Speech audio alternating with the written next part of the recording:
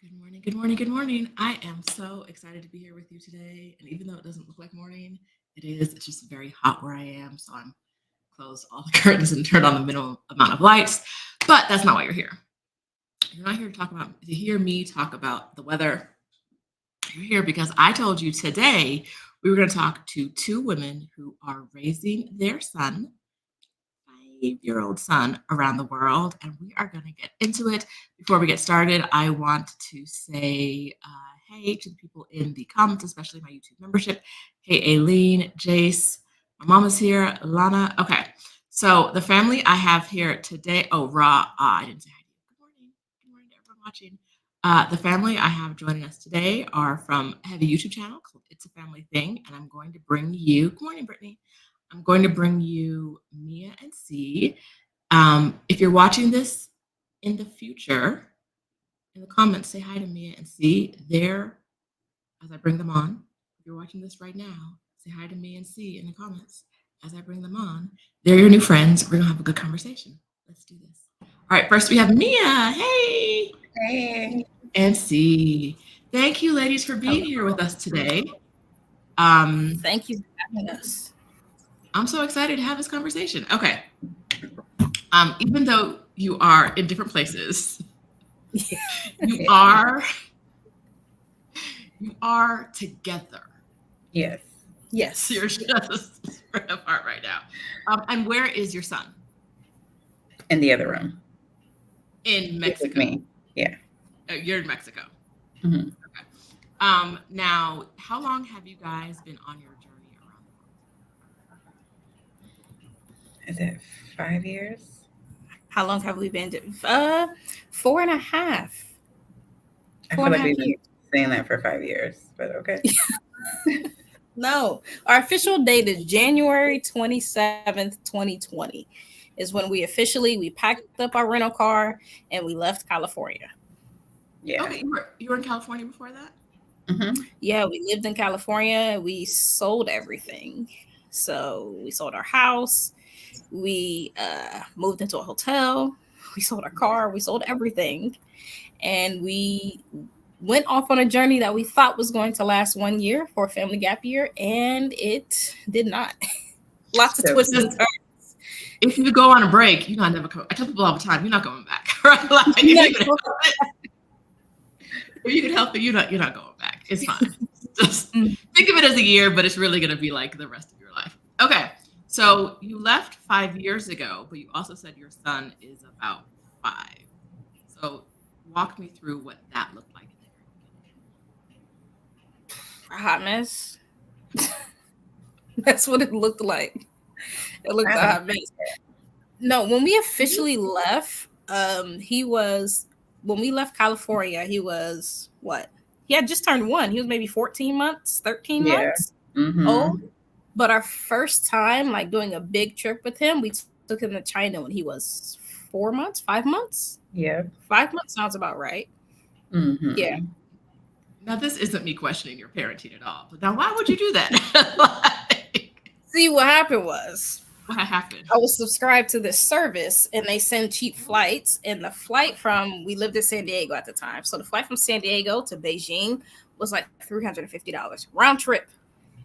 And I just couldn't. So I bought the tickets. And then I told her, hey, we're going I bought tickets to China. What do you think? And she said, I think we can make it work. And when I did it on impulse, I did not know all the work it took to get a Chinese visa.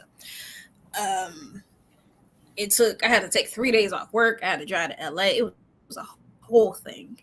But we just figured, why not? And you know what? It was phenomenal. It was phenomenal. And I think that is what really pushed us to do this. Because whole way there, whole way back. No one even knew we had a baby. He didn't make a sound. Nothing. Really? There or back. You got a little magic baby. I like that.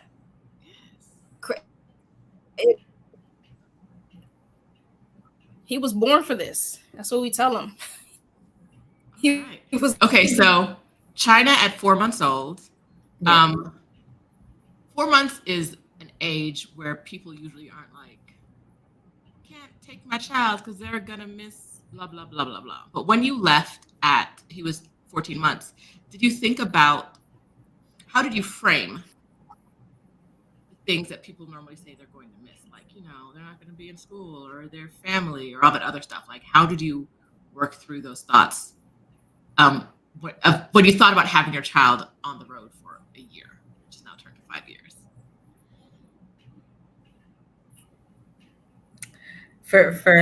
From my perspective, I mean, we really don't care what other people think. I mean, that's the most important part of it. We already lived in California for what, like a year? Like, so Yeah, and no I one came lived to in visit. California for almost 10 years. Yeah. Mhm. And all of our family is in Ohio. So we have already been on our own for at least before she moved out there. I have been there for like 7, 8 years. Okay. Yeah. Okay. All right. So there was no like, Sorry, No. gonna miss all those things. All right. Let's go back to the beginning. What made you guys want to take that break and travel for a year? And wait, actually, I want to go back to the China question. When was it that, do you remember the dates of when you went to China? No. Was it 2019, 2018? April Do you remember? 2019. 2019. Okay. April 2019. Like mid-April. Like mean, you were 11th.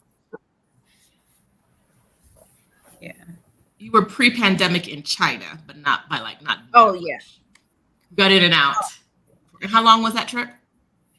10 days, I think. Oh, nice. A week and a half. And then I think we came back and then we had another flight like not long after to Yeah, we came back and we went to Mexico, I think a month later. And then we came back and then we went to Hawaii maybe a month or two later. I found these great flights. And once I buy it, we going.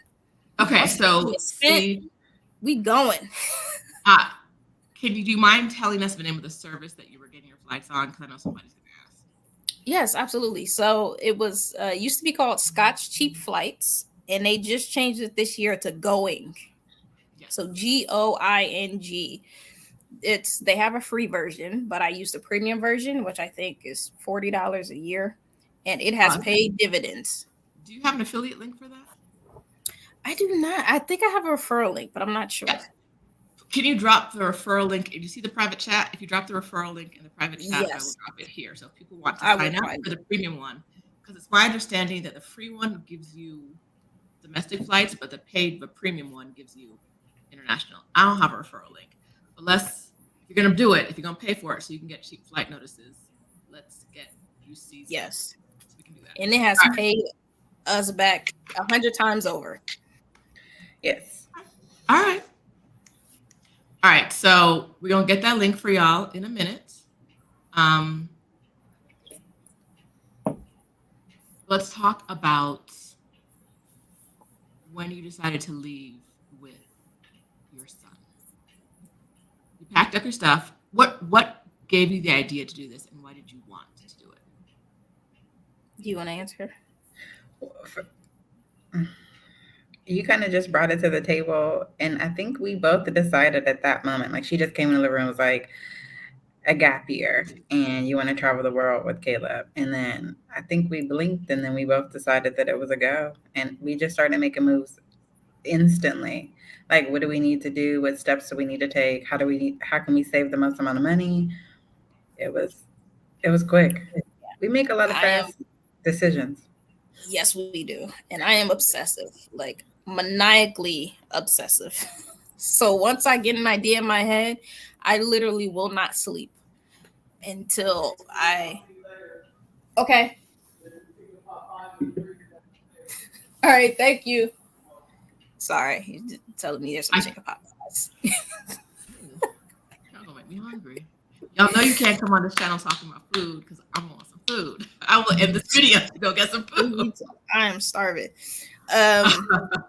No, but I started Googling just like crazy, family gap years, traveling with kids. And at that time in 2018, Caleb wasn't even born yet. And we were like, okay, how can we position ourselves to make this happen? How can we maneuver things to make this happen? So when we decided, like, you know what, we're going to do this, I started sitting down. Let's figure out a budget. What does it look like to be able to make this happen for a year? What do we need to do? What do we need to sacrifice? So we had one car.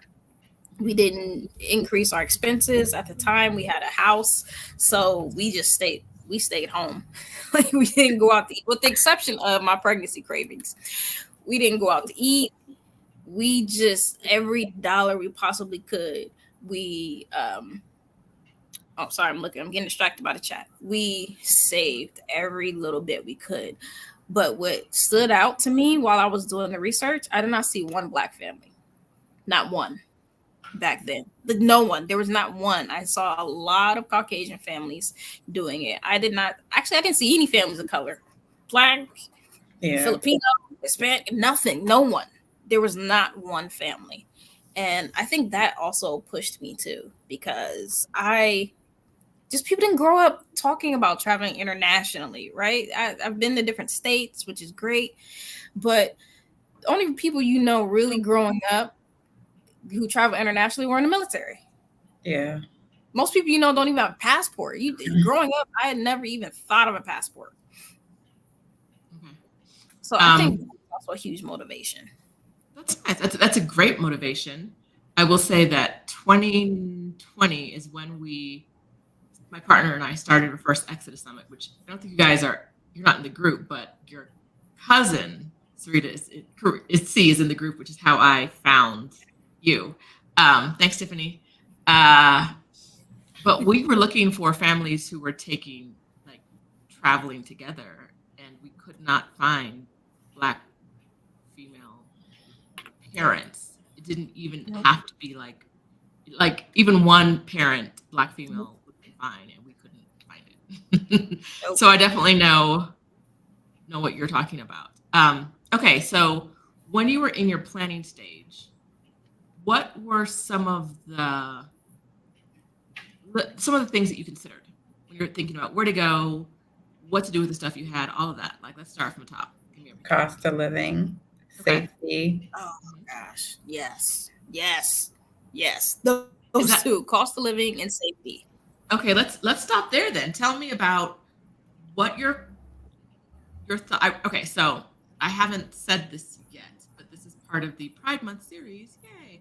And so I do want to touch on the fact that you guys are a same-sex couple, right? I forgot to ask you guys before we started. I meant to ask you how you identify as individuals and how you identify sexually, but I didn't. So we'll work our way through this slowly. Okay, sorry. We are so chill, but no, we've been married almost 7 years now. Yeah, coming up with 7 years.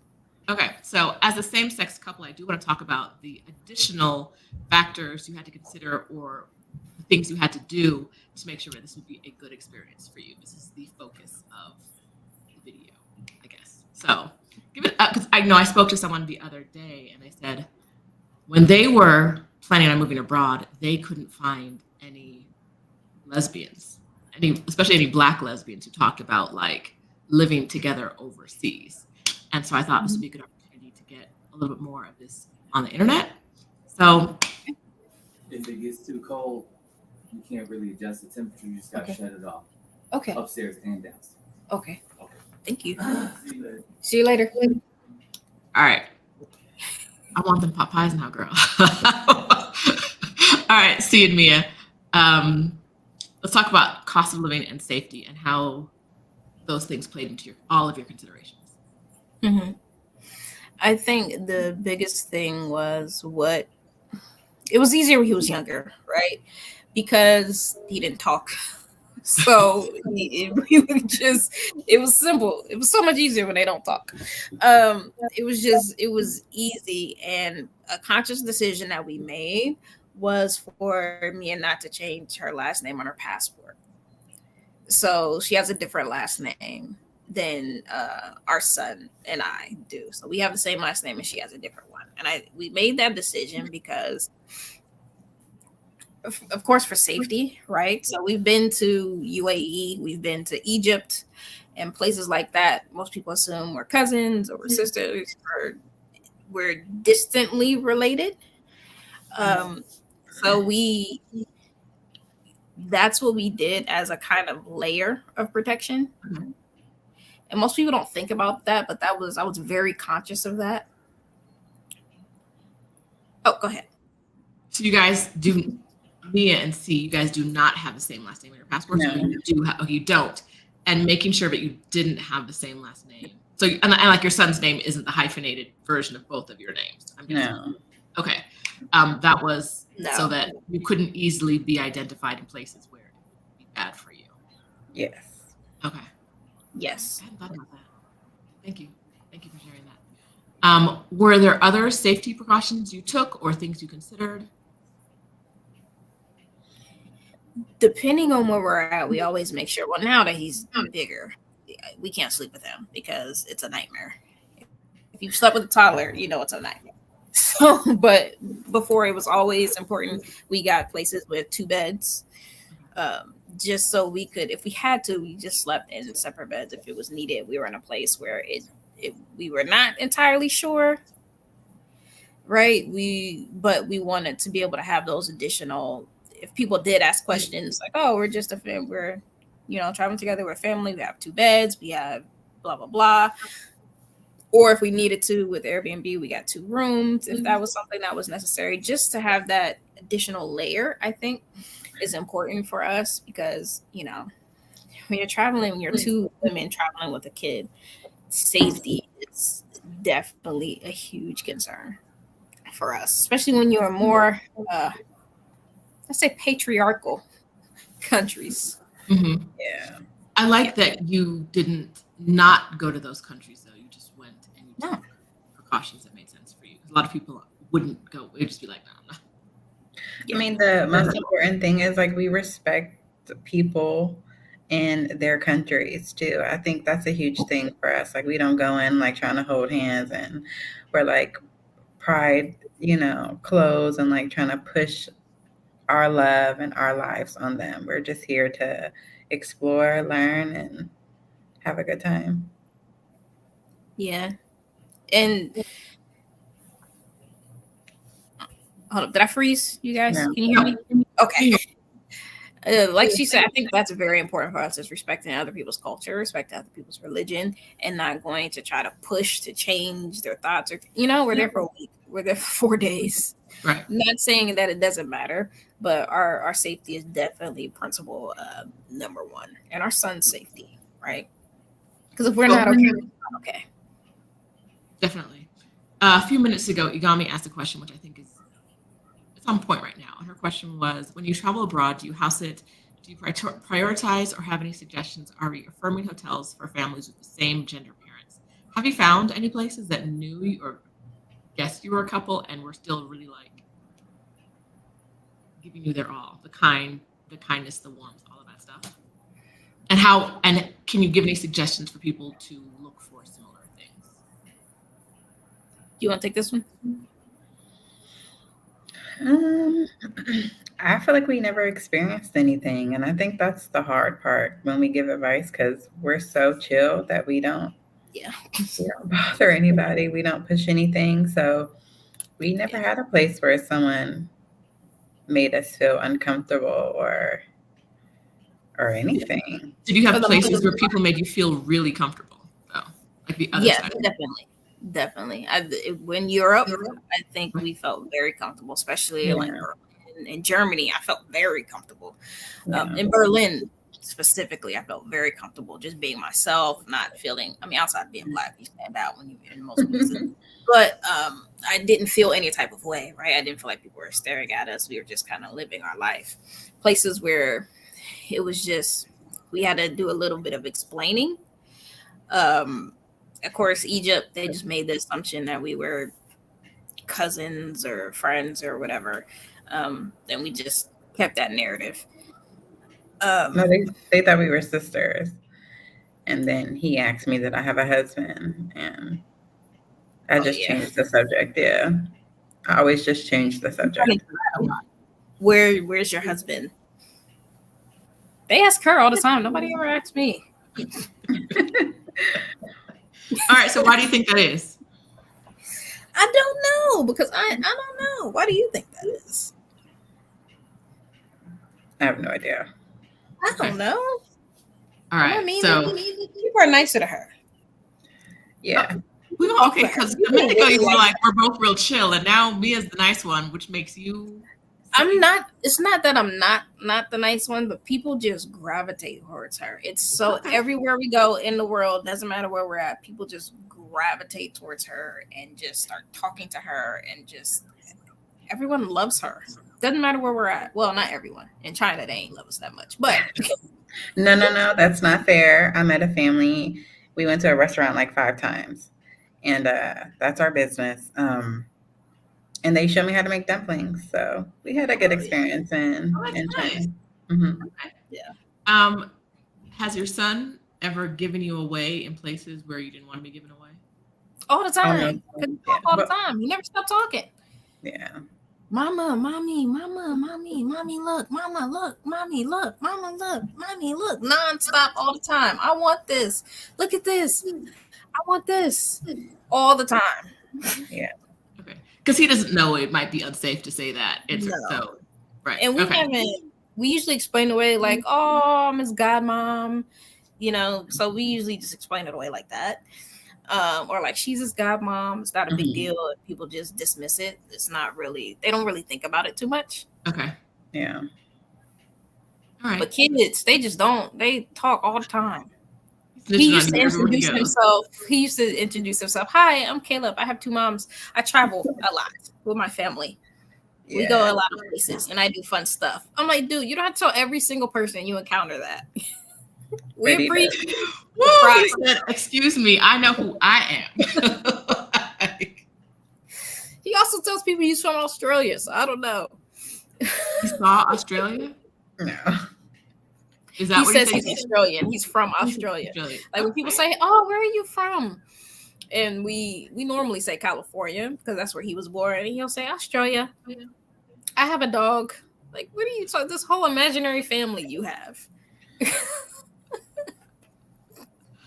Well, you have to deal with that for how long do you think before he stops? Like, you can tell him, like, these are the things we say, or like, we're going to this country, don't, you know what I mean? Like, or do you have any interest in actually doing that in the future? I'm talking about if you go to countries where it may not be safe for you guys. Yeah, I'm really torn about it, and we talk about it all the time. Like, do we? Because it feels like you're taking a piece of innocence, right? Mm-hmm.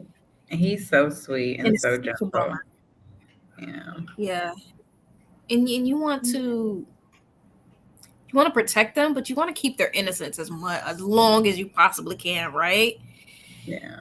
And trying to explain to him, I don't know. I think I'm putting it off. I just don't want to do it because it'll make me so sad, right? And you guys, I know that you're in. Can I say exactly where you are? Yeah. Yeah. Yeah. Okay. So you guys are in Playa del Carmen now, right? Mm-hmm. How long are you? How long have you been there, and how long do you plan on being? I told her that was such a tricky question because we come here and we're like, you know what? We're going to sit down for a minute, and then I am informed that there is a flight that we will be catching very soon. And then we leave and we come back, and we leave and we come back, and yeah, if you add up all the time we've been there, let's say 2.5 years, because I would say it's me. Yeah, speak for yourself. I'll say that, okay, we're going to take a break from traveling so we can stop and focus, because while we travel, I still work. So sometimes it's difficult to juggle meetings, or the time changes are miserable. So I'll say, okay, we're going to take a break. We're not going to do it. And then a month later, I just can't help myself and I'm itching to travel. And before you know it, we have a 3-month trip across Europe scheduled. Okay, but Playa del Carmen. And that's literally what happened. I wouldn't say that. I mean, it has become comfortable for us, definitely. Yeah. Have you been anywhere we around don't the really world? know. Go ahead, see. We don't really know what home base is. We're still trying to figure it out. Okay. Have you found anywhere around the world that feels like a good place to make a home base? I'm gonna ask Mia this question because you don't understand home bases, I think. You know what? I love Asia Do you? for multiple reasons. Yeah, Obsessed. I Okay. love Asia. I'm obsessed. Where in Asia? You could just drop me off anywhere. I'll be fine. It feels good there. Anywhere in We Asia? love Yeah. Asia. Yeah. I would love to, if we could afford it, because the rent there is just out of control. Singapore. Yeah. I would love Singapore to is visit nice. Singapore. It's just phenomenal. It's so beautiful. It's so pretty. There's so much for kids to do. Mm-hmm. I just realized as you said that I don't think I've ever heard about how welcoming Singapore is for gay families. Mhm. Did you get a sense of that? I feel like in Singapore, people mind their business. Like Yeah. no one paid attention to us. I don't think Everybody's they're just walking, doing their daily life stuff. Like I didn't feel anything when I was there. Yeah. Even we were in Malaysia, and there you have to, because it's a Muslim country, we didn't have any issues, right? Mm-mm. But like she said, we're just so low key. We mind our business. So we've never really had issues. But if we could live somewhere, and I've been plotting this out in my head for years, it would probably be Vietnam. And I've never even been there. But I have a love affair in my head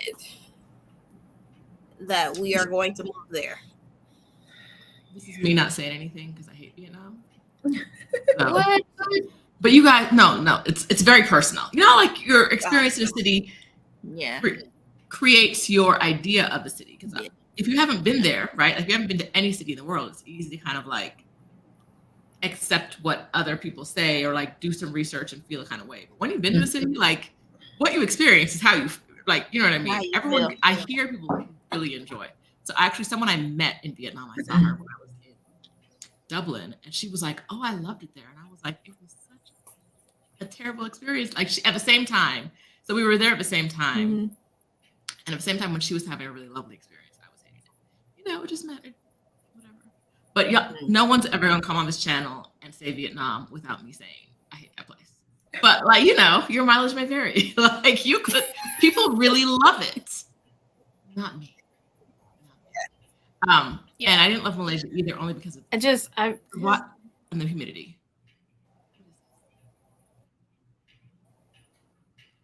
See, I think she froze. Yeah. Okay. All right. So am I back? You're back. Yeah. You're back. All right, Mea. Anywhere in Asia? What was a place Caleb went to? And he was like, was there any place Caleb went to that made him say like, why don't we live here? Why are we leaving? Caleb wants to live everywhere that we touch. Like anywhere we go, he's like, we can stay here. And I think that's simply because, we make sure that everywhere we go before we touch land, I'm planning to the T where we're going to have fun and to learn.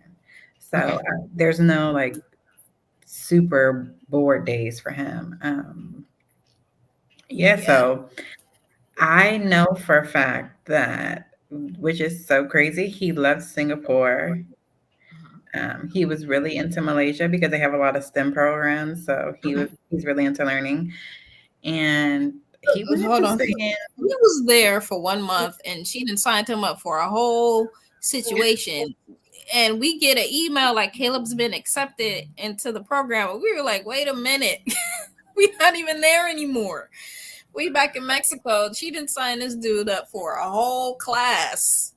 You never know if we gonna catch another flight. So in Cairo, he really liked Cairo. I think it was like, what was it, mummies or something and rocks. He was really excited about that. I can see Cairo being exciting for a kid, especially with like all of the like frenetic energy that's happening all the time, right? Like it's such a see like, will I get hit by a car today? Will I ride a camel? Who knows? Or like, Oh my goodness. My blood pressure was through the roof. And you know what I did? And it sounds messed up. I'm just like, all right, whatever happens, happens. I'm not gonna look at what's happening because my blood pressure can't take it. Everybody out here tripping. And I'ma just watch something on YouTube. And if we make it, we make it. And if we don't, we don't. And I'm okay with whatever happens because I can't stress about this. Yeah. It was too much. Traffic is crazy. Yeah. It was too much. It's not traffic. It's just cars moving. It's not. I wouldn't even call it traffic. It's just cars moving, doing their own thing. Yes. The highway was really like 5 lanes, but they're like 7 cars across. And you're like, wait, what are we? Your driver's driving you down like the middle of the like on the line. On top Yes. Of okay. Why do you have lines? They're just the decorations. We just gonna roll with it. And people running out to try to catch them, but oh my God, people are legit dying. What are you doing, lady? I was like, oh my goodness. And she stopped. I was like, oh my God. Oh my God. Works, we gonna check right? her? I love going to cities that have that kind of like, oh, this traffic situation is crazy, but they're just moving along. They're having no problem. You don't see any accidents. And it's like, I don't know how y'all do it. It's not for me, like not for me to drive in, but okay. I'm gonna sit in the back seat, maybe close my eyes every once in a while. You know what I love the most though? The mopeds. The mopeds with 6 people with the lady holding the cake and the 2 babies on the side. And the goat. Oh my goodness. Don't forget the goat. Somebody got a goat on the back of a moped. I saw someone move a mattress on a moped. You know what? Who am I to judge? The balance. I can't even ride one, just me. So right? I think it's technique. Crazy. That's technique and strength. So. All right. So Caleb wants to live everywhere. Yes. Yeah, but when we travel, like I think travel with kids, but we travel not for him, but with him as our top priority, right? Okay. And of course, we do things that we enjoy. Mm-hmm. But I think more than anything is we make sure that we're stimulating him. He's constantly learning. He loves to learn. He's such a nerd. This dude loves it all. Like he's such a huge nerd, which I mean, I am, but he loves science and I like history. So we kind of combine the things that we really love to do and we enjoy them together. And it makes it so he's not miserable. And sometimes he's bored, right? But for the most part, we really enjoy it and we make it fun for him. So he's always looking forward to it. Like he just said, oh, when is our next adventure? Like, dude, your life is an adventure. Like, we're in Mexico, calm down. Right? We just got back we just took 32 trains all over Europe and North Africa and all. We need a break. We need some rest. Yeah. No, you don't. Right? He said you need more energy. Yes, I do. Where's the next plane, please? Okay, so Caleb knows what he wants. Do you see yourself continuing to travel with him like this as he gets older and gets more into like school? Listen, this is where I have no knowledge of how old kids are and what their developmental stages are. Okay. So you can help me out with this. But do you see yourself traveling? You're at 5. He's 5 now. Like, how much longer do you see yourself doing this? Because I know homeschooling is going to come into it at some point if it hasn't already. Yeah. He's kind of been homeschooled a lot. I mean, he's been to schools before. He's been in school in Mexico, Europe, Costa Rica, Portugal. Yeah. He's been in school. Yeah. Okay. All right. Okay. So, how has the school experience been? Parents watching right now, y'all know I don't know what questions to ask. So if you want a question asked, put it in the comments because I'm not about to ask the important questions you want to ask because I don't know nothing about children. I know you give birth to them and then maybe out the house later. You gotta keep them alive. In between, you should try to keep them alive and not hurt them. The rest of that, I don't know nothing about. So let me ask some questions that are interesting to me, parents. Hit the comments if you're watching live with other questions. Okay, so first question I want to know is, how did he like being in schools in other countries? It's a 2-parter. No, the first part, back up. I didn't say that. The first part is, were those schools all in English, or does he speak any other languages? Has he been in school in a language that he doesn't understand, or that he's not fluent in? Yeah. So when he started school in Mexico, he was 18 months. Okay. So at that time, and he went there. How long did he go to school there? Maybe about 6 months. And at that point, he understood Spanish. Like he At didn't really 18 talk. months? Oh my goodness! One time, let me tell you, and he had us feeling so dumb. So we had a book, and we were like, "Oh, Caleb, what is this?" And it was a cow, and he was saying, "Vaca, vaca." We were like, "No, cow, moo, cow, moo." He said, And please. he just kept saying it. And we were like, Google cow in Spanish, and it's vaca. He was telling us everything in Spanish, and we didn't know. Tell you when you feeling dumb. When your Okay. 1-year-old tell you you need to get it together, because that's a That, fun. you don't know. I am bilingual. You? Okay, so Not really. you put him. The first school he went into was a school where most of the do we have a curriculum in a year and a half? I don't know, girl. But most of it was in Spanish. Let's be very clear and honest that it was little English spoken at that school. No. Like very little. Okay. All of All right. it.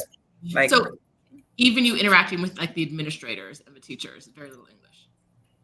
yeah. Yep. Mostly in Spanish. Yeah. And he did that for 6 months. He did that from then until he was about 2.5, and then we left.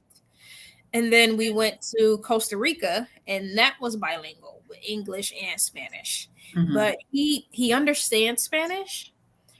Speaking it, he's not as confident. He knows words and he knows what to say, and even me, I've started taking Spanish classes. So I've been taking Spanish classes now for 6 months, and I'm pretty decent. So we speak to each other in Spanish, and he tells me like, "No, Mama, you saying that wrong." The other day, he got so mad at me because I didn't know how to say rain. He was so mad that I dared to ask him how to say rain in Spanish. Like, dude, calm down. Also, like you're my son. You wouldn't even be Right. Tell me the word. Just tell me the word. He just be so annoyed. But yeah, in Costa Rica it was in English and in Spanish, and then he went to school in Portugal, and there it was in English. Yeah. Okay. All right. I imagine. How old was he when he went to school in Portugal? 4. Yeah. Yeah, just turned 4. Yeah, I imagine at 4 going from like no language to English to Spanish to Portuguese could have been a really either thrilling experience or overwhelming. Well, not Portuguese, just English. That's what I'm saying. Like if the school was in Portuguese, I could understand. Oh that yeah. being, like, a challenge. Yeah. But Portuguese, Spanish, French, the baseline of all of their languages are the same. The structure of all their languages are all the same. Now that I've been learning Spanish for a while, I can hear it. Like, yes. Oh, now I hear it. When we were in Italy, I could understand it because a lot of their words, they're Romance languages, so a lot of their words are very similar. They just pronounce them different. Or they're completely different, and I don't know what that letter. What is that letter? That's in Portuguese. I'm like, what is it? Okay, all right, it's fine. But you can always help your kids in prep. Like we listen to like Spanish music, like singing songs, doing the best we can with any word that we know, actually just saying it around the house, whether it's like broom or bed or shirt. So. Okay. All right. Oh, I'm seeing some of the questions. Somebody asked, how old is Caleb? He's 5. Yes. And then was he enrolled in each of these schools or like daycare? So the initial one was daycare because he was only 18 months. And they do teach as he got a little bit older. We keep going back to Playa del Carmen because we really love the school. So we kept going back to the same school because they always let him keep coming back. We were just like, okay, we wanted to make sure he was socialized. We wanted to make sure he was around kids. You want to go back to Mexico, he can be around kids for 6 months, continue to hear the language again. So that's part of the reason why we kept coming back was we really loved school. Yeah. We really love the school. It's a really well-known school, and it's a really good private school for Mexico. Okay. How does he feel when he has to leave? I know some kids are like, I can't leave my friend. I think Or it's like, weird. I think now that he's getting older, he kind of gets a little sad, but it doesn't last long. I mean, No. his whole life has been changed. mhm. And it sounds weird. Like people are like, oh my gosh, he doesn't have stability. And I'm like, the one thing that adults have a trouble with is like changes, like moving to a different state or going to a school and like just change. I mean, he just goes with the flow. It's kind of scary a little bit. Yeah, it's like, He did not care at all, and I think we're worried about him more than he is. Like, okay, well, he's gonna leave his friend because we just went on a 2-month trip throughout Europe, and he made a friend who, we would hang out with him after school, and they would go to jump places, and they would have like play dates. That was his friend. That's his guy, Okay.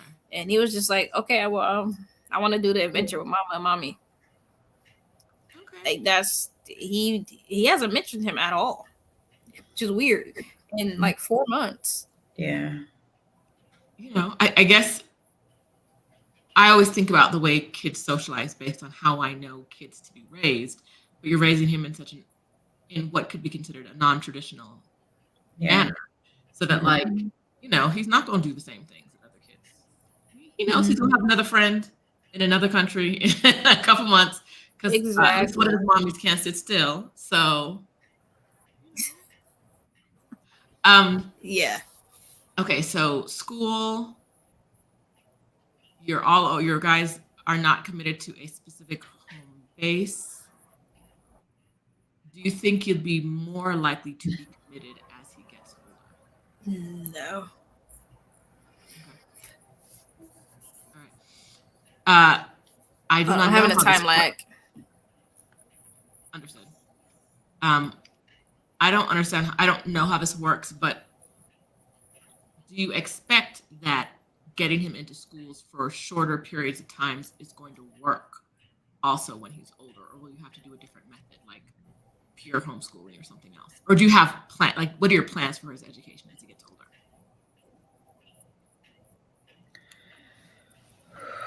So I think we're gonna have to lean more towards We don't know homeschool yet. and like putting him in like different programs Okay. that he enjoys. This is sad to say, but I mean, the schools that we put him in, I think it's just a money thing, and I kind of I'm okay with that. Like, oh, I tell them like he's only going to be here for 3 months, and they like, okay, well, can you pay on the first? And I can, Okay. and I mean that's just what it is. There's never no like I'm like, oh, he's going to be here for a year. That's very Like, true. I don't want you to think that. Okay. Don't make space for him. He'll be here for 3 months. And that's actual schools like in Costa Rica. So it wasn't, Okay. yeah. So as long as you're paying, your experience with these international schools is as long as you're paying, they don't really care. Mm-hmm. Okay. All right. So I say this all the time on my channel. Yeah. And if he here and you pay, you're paying, just pay the money. I say this all the time on my channel, but I don't know. Oh, me and T are in our lag moment now. A lot of the issues that you run into around the world, if you're ready, you can pay your way around them. If you're ready, right? Like if you're prepared, if you have the money, if you're willing to pay for it. A lot of the hard parts are things that you can pay your way out of. Igami has another question that I wanted to address, which is, if you decide to choose a home base abroad, will it be necessary? I can't hear you. You can't hear me? Ooh, hiss. What's going on? I'm gonna pause. All right, I'm gonna try this again. Can you hear me now? Yep. All right. If you decide to choose a home base abroad, will it be necessary for the country to recognize your marriage, both of you being parents to your son, or could you navigate this with legal contracts? That's a very good question, because that's what that's part of the reason we have some difficulty in some places. So for Thailand, for example, we really wanted to get their visa, but the one that we wanted wouldn't recognize our marriage.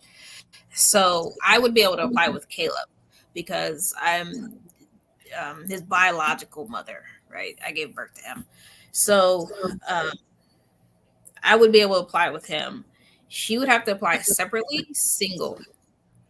Okay. And something that we did before we left California, which was very important, is she legally adopted Caleb.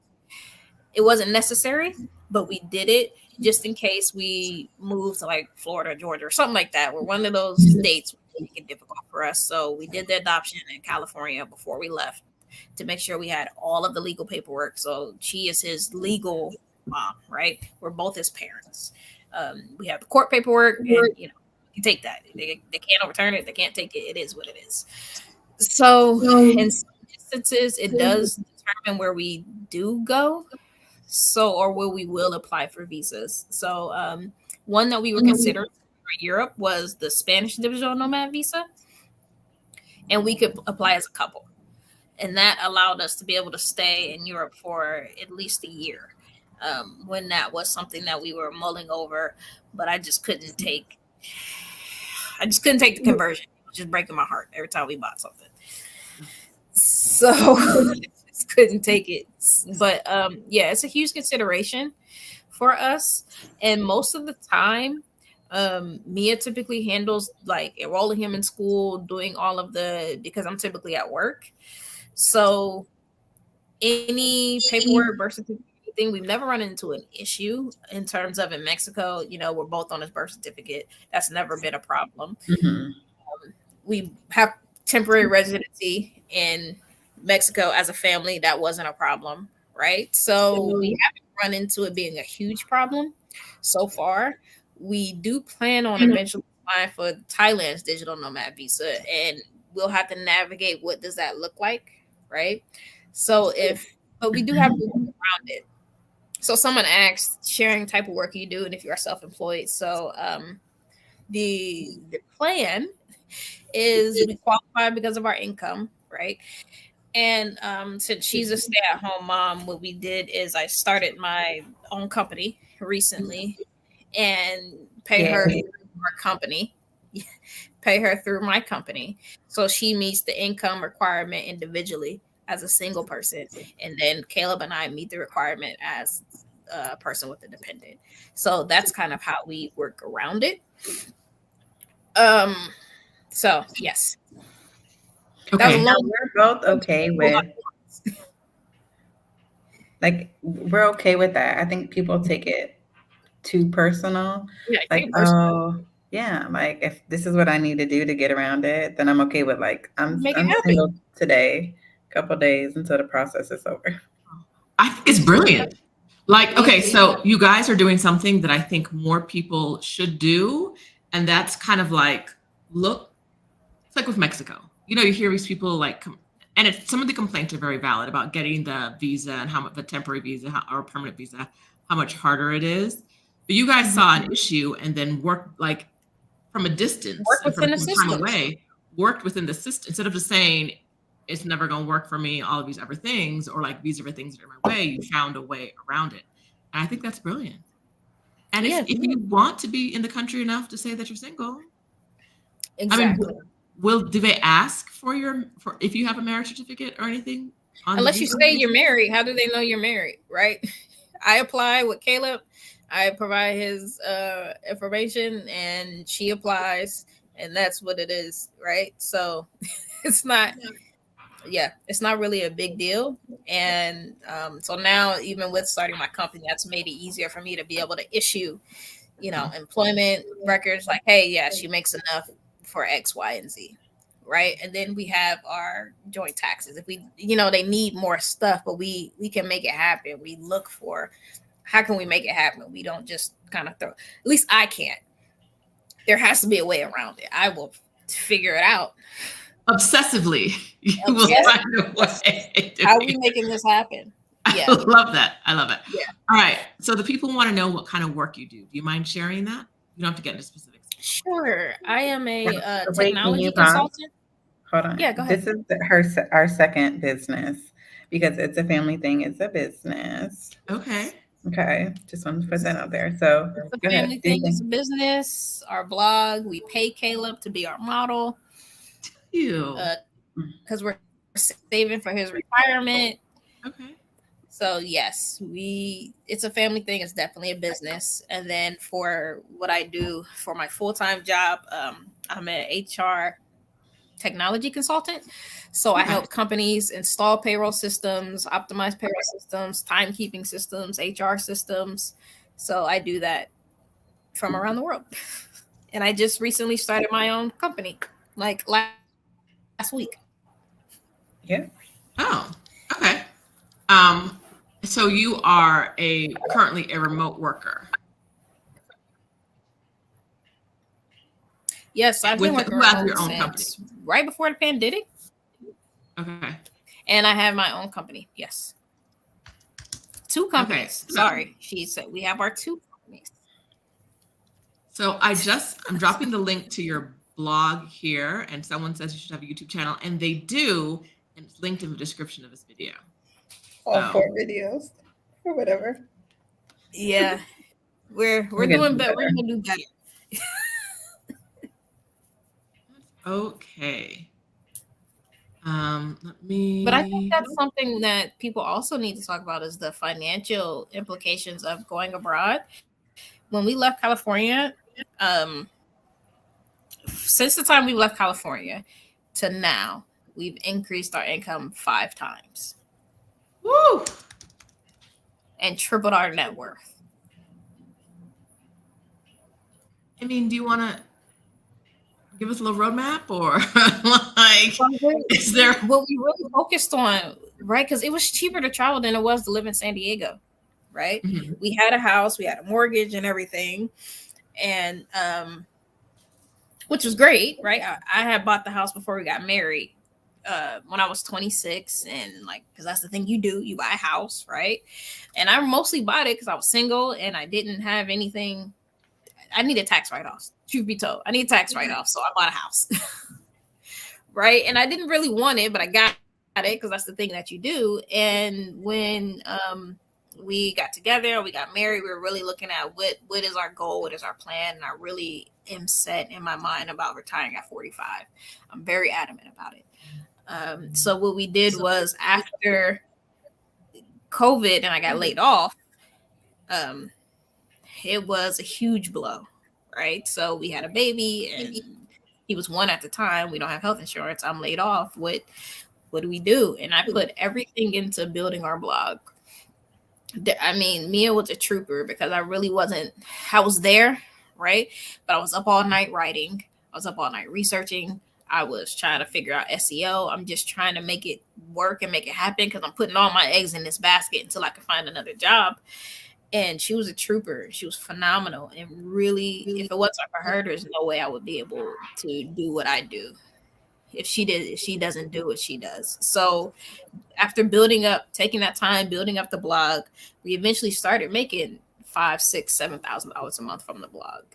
And then I also, on a really good month, we were making 7,000. On an average, typing real quick. 3,000. Is it a bad month? So on an average month, 3,000 a month, and I would post maybe once a month on the blog. Okay.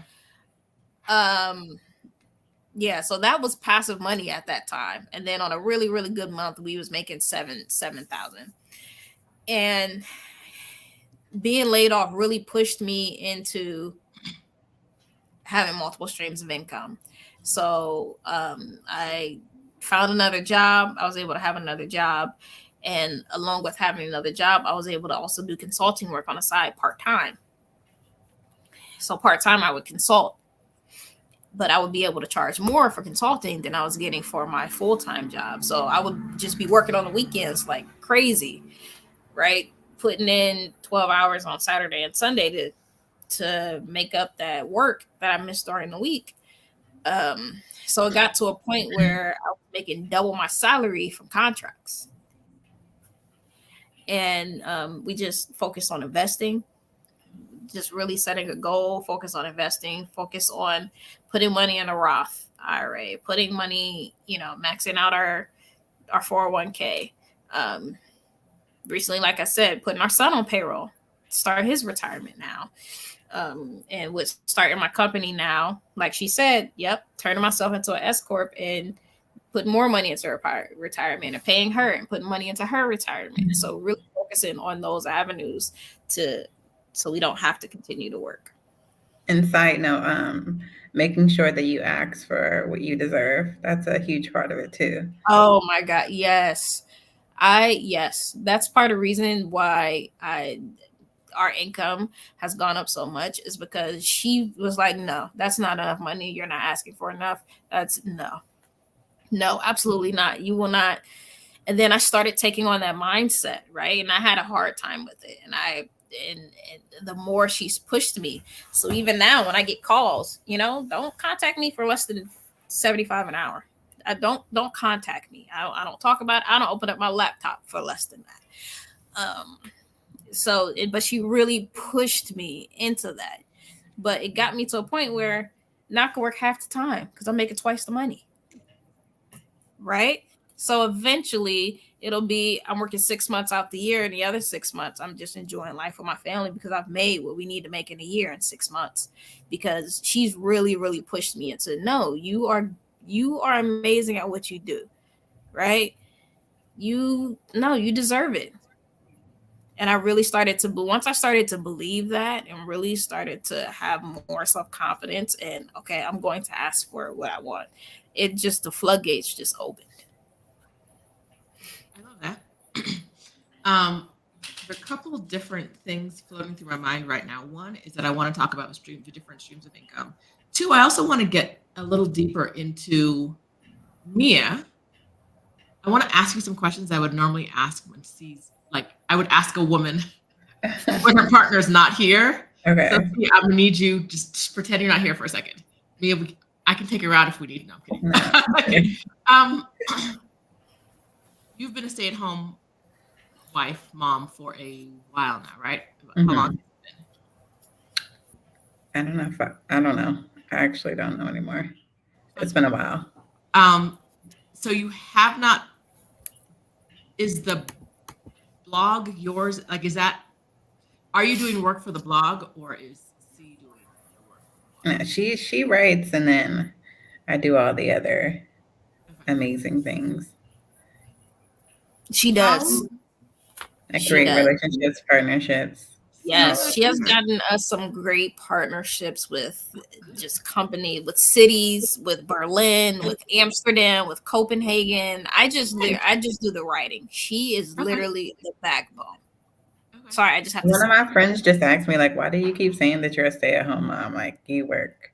Okay. Like, yeah. So I guess that was going to be part of my question is like, how, as a stay-at-home mom, have you become comfortable without your own money, knowing that you're relying on another human,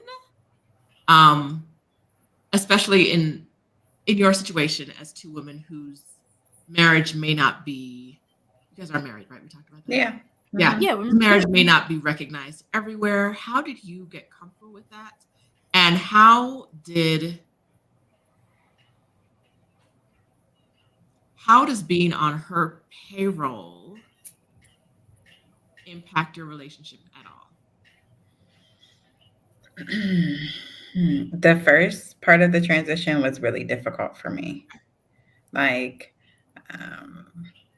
even I don't even like asking for something was like tough. Even now it's like tough, especially because I have a kid. I feel like parents have a hard time just buying themselves things, but I don't think it bothers me. I mean, we have a great balance and a great relationship, but I also know that if anything ever happened that, I have a kid, it's nothing would stop me from taking care of myself and my son. So, but I don't feel like that. I feel like, the partnership and balance is created. So without me, a lot of things couldn't happen and vice versa for her. And I do a lot of stuff for Itzafamilything. So technically I do create some form of income. It's just not seen to others in that way. Okay. All right. And the payroll situation of being on payroll for her company? That wouldn't bother me at all. It's a partnership, and I think people get hooked on like, I need this for myself, and it's us together. We're making this work together. I need to keep Caleb all night so you can rest, or it's strictly like it's a teamwork thing, and we figure out what we need for ourselves also, but it doesn't bother me. interesting hearing you guys talk about this because it's rare that I hear couples who lean so strongly into teamwork as opposed to like being individualistic inside of relationships. And so it's a different perspective, and it's a good perspective. You know what it really is? It's us against the government. That's what we doing. It's us against IRS. Yes. It's us I against get the it. IRS. And that is what we I get that it. is our united front, is what we need to do so we can, operate Keep more within the this- law, but make it work for us. And I love we it. are united against the IRS. It's easy when you got a scared enemy, I do. That is a great point. Thank you for sharing. Okay, let's get into stream of incomes, particularly the blog, because I saw some people with interest in that. I'd love to break down where the blog income, how the blog income is generated, if there are different streams of income within that. Can we start there?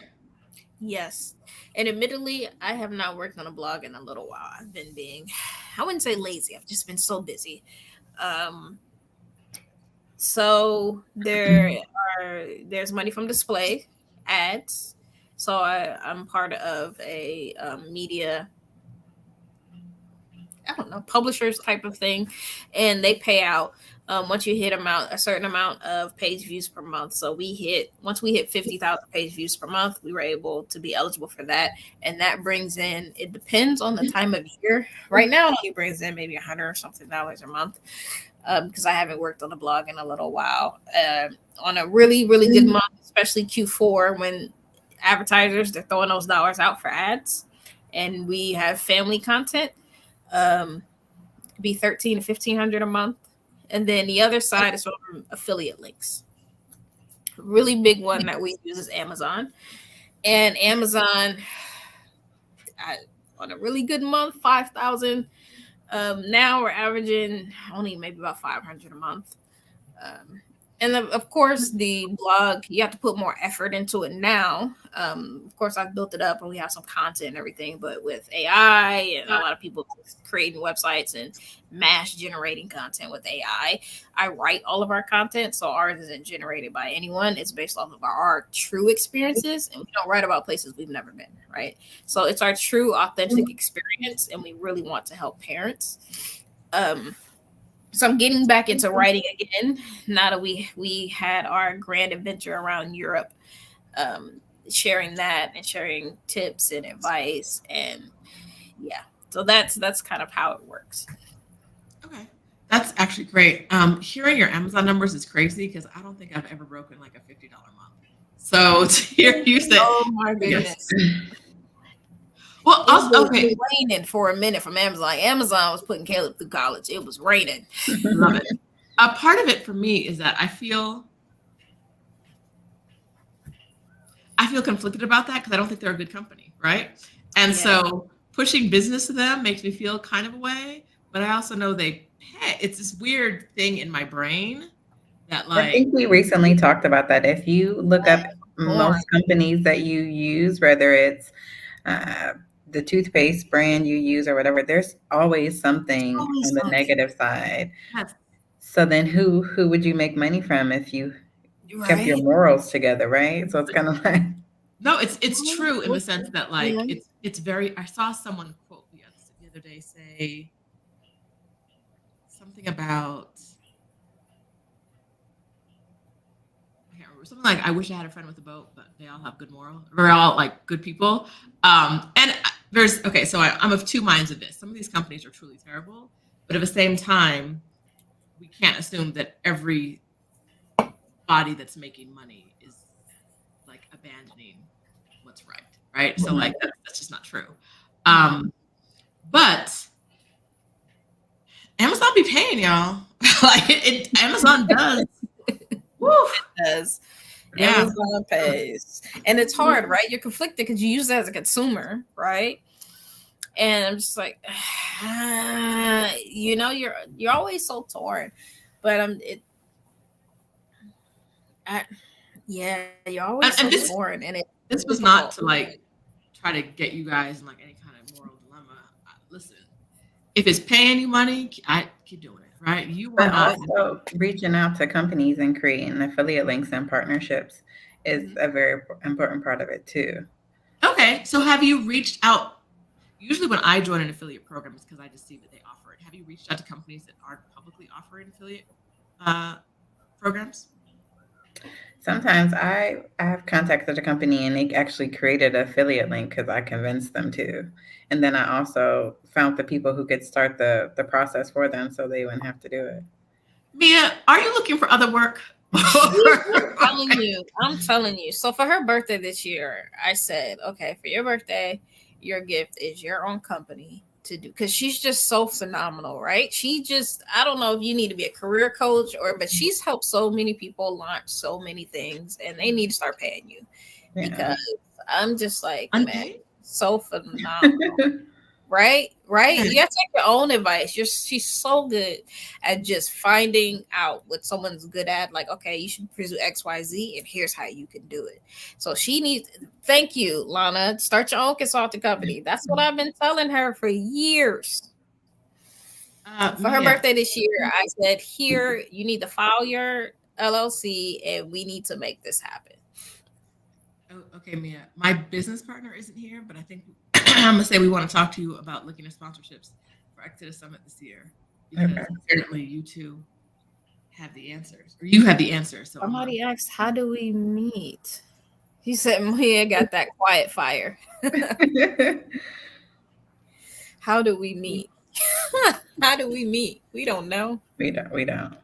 We met each other in the hallway. That's what I tell people. Yeah, we met in high school. We've known each other since high school, and we've just stayed connected on and off throughout life. Mm-hmm. And we oddly came back together in 2017 and just connected, and we've been together ever since, really. Yeah. Back in high school when you met, did either one of you, I didn't ask this question, do you both identify as lesbians? Yeah. Yes. Did either of you know you were a lesbian when you met in high school? No. Okay. Well, and I'm a year older, so I went off to college, and I moved to California. I had a whole other life. Right. Mm-hmm. And then you reconnected again. How did you reconnect? That good old Facebook. Yeah. Yeah. And it's crazy coming across our memories over these years, because you'll see like, hey, how have you been? Blah, blah, blah, blah, blah. And then we wouldn't talk for a year and a half, 2 years, 5 years, right? And then, hey, how have you been? Blah, blah, blah, blah, blah, blah. And then we wouldn't talk again for another 2 or 3 years. And then randomly in 2017, we just stayed connected. It happened. It was just so natural, I guess, the way that it happened. Mm-hmm. Yeah. I think we should just be honest with the people. I am being honest. And we got on the phone. It was me like, oh, can you chat? Because we always talked back and forth. And then it was her birthday coming up. I flew out there, and then I think my family was nervous because I flew to California like 4 times within like a couple of months. Yeah, it was like 2 months, 2 or 3 months. Yeah. And then I just moved to California. That was it. Okay, so I'm nosy. So when did we go from we knew each other in high school and this is friendly to this is something more than friendly? Was that like during the trips, during the chatting online, on the phone? How did we get there? I think phone conversation. We reconnected. I think it was April 2017. She moved to California August 2017. We got married December 2017. I was pregnant with Caleb March 2018. He was born November 2019. Ooh, that sounds so fast out loud. No, 2018. He was born November 2018, and we traveled the world January 2020. That's the time. Y'all put that battery in and press go. Huh? I love it. Here we are. Okay. So somewhere along the way, when you reconnected, you knew you were both lesbians. Yeah. Oh, yeah. Yeah.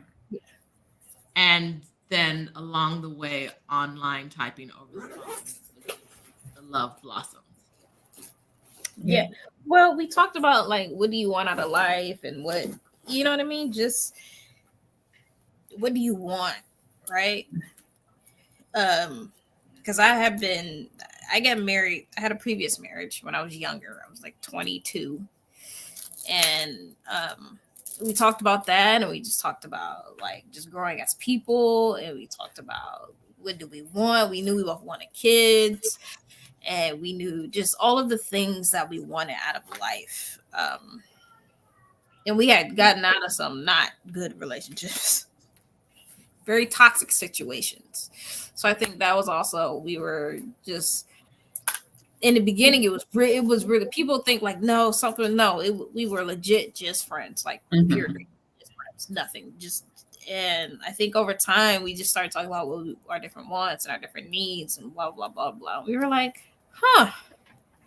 this kind of makes, You start thinking about it, and then she came to California. And I think for me, the biggest thing was, and I'm not a super emotional person, but the biggest thing for me was she left, and it broke my heart. Like I legit cried. I dropped her off at the airport at LAX, and I drove to the beach, and I watched like just planes take off. I don't know if it's her plane being dramatic, but I just like watched planes, and I was so sad that she was gone. That's so cute. And I don't was even just know like, okay, it's this is something. And I was just like, man, Okay. you know. Do you guys want more children? You can answer. Yeah. No, the limit is 2. Let's be very clear The that limit the limit is 2. I was gonna Yeah. say Mia has a habit of making faces and then not saying anything. Just make a face. And I like, 2's it. No, one more. Caleb has been very adamant. He want a sister. He don't bring no brother in these streets. I want a sister. He does And not. I want you to make it happen overnight, though. Yes, we were in. Where were we at? We're in Italy, and he was like, "I want a sister tomorrow." I was like, "Caleb, that's not how it works." And he'll tell you how babies are made. And I was like, "Caleb, that's not how it works." And he says, "Well, you can go buy one." You trying to get me to go to jail, dude? You can't just go take some random baby. just snatch one off the corner. The baby's everywhere. Just Right? We can't give just me a take baby. people's babies. Mhm. But he is he wants a sibling so bad, but I think he would be an awesome big brother. Okay, that is nice. So now, if it is a boy, you think you have a problem in your house? Oh, he gonna be mad. I mean, for a little bit. Yeah, for a little bit. But he'll just be He'll so get over it. happy. Yeah, he loved feeling like mad, thinking he teaching somebody something. Yeah. He loves it.